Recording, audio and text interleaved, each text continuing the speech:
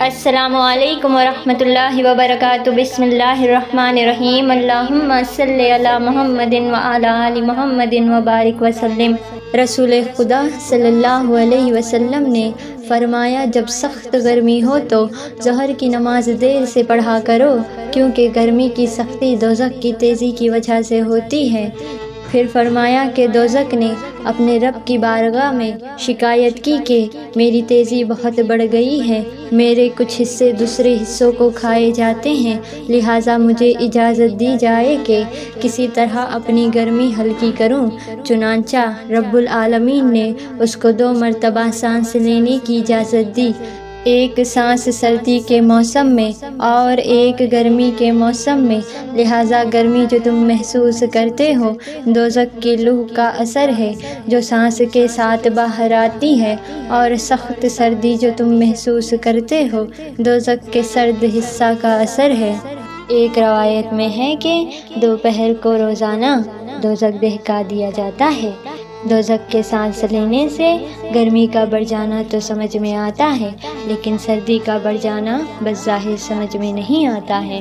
دراصل بات یہ ہے کہ گرمی میں دوزخ سانس باہر پھینکتی ہے اور اس طرح دنیا میں گرمی بڑھ جاتی ہے، اور سردی میں سانس اندر لیتی ہے اور اس طرح دنیا کی تمام گرمی کھینچ لیتی ہے، اس وجہ سے سردی بڑھ جاتی ہے۔ بعض علماء نے اس کی یہ تصریح کی ہے کہ دوزخ میں جلانے ہی کا عذاب نہیں ہے بلکہ ٹھنڈک کا بھی عذاب ہے۔ قرآن حکیم میں ارشاد باری تعالیٰ ہے کہ اے ایمان والوں، اپنے آپ کو اور اپنے گھر والوں کو دوزخ کی آگ سے بچاؤ، اس کا ایندھن انسان اور پتھر ہیں۔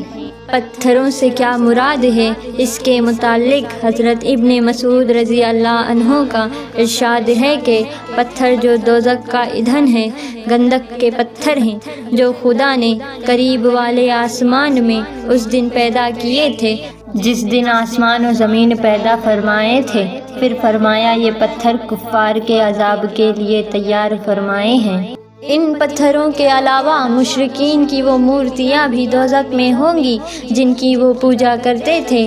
چنانچہ سورہ انبیاء میں ہے، اے مشرکو، بے شک تم اور تمہارے وہ معبود جن کی خدا کے سوا پوجا کرتے ہو سب دوزخ میں جھونکے جاؤ گے اور تم سب اس میں داخل ہوگے۔